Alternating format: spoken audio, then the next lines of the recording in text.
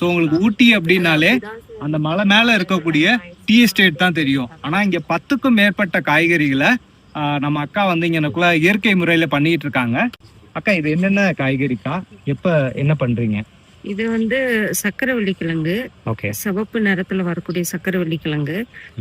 இதுல அதிகமான புரத சத்துக்கள் இதெல்லாம் இருக்கு.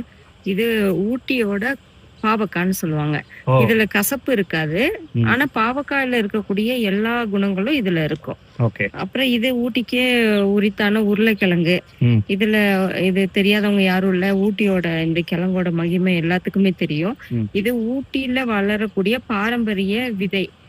நம்ம எப்படி சுண்டல், அவரை, மொச்சை இதெல்லாம் இருக்குமோ அதே மாதிரி ஊட்டியில ஒரு 200 வகையான விதைகள் இருந்தது. இன்னைக்கு அது எல்லாமே அழிஞ்சு நம்மளோட விவசாயிங்க கையில மொத்தமா ஒரு 20ல இருந்து 30 விதைகள் இன்னைக்கு பரவலா பராமரிச்சு பாதுகாத்து வச்சுட்டு வராங்க.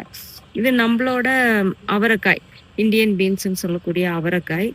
இது கத்திரிக்காய், இது பச்சை மிளகாய்.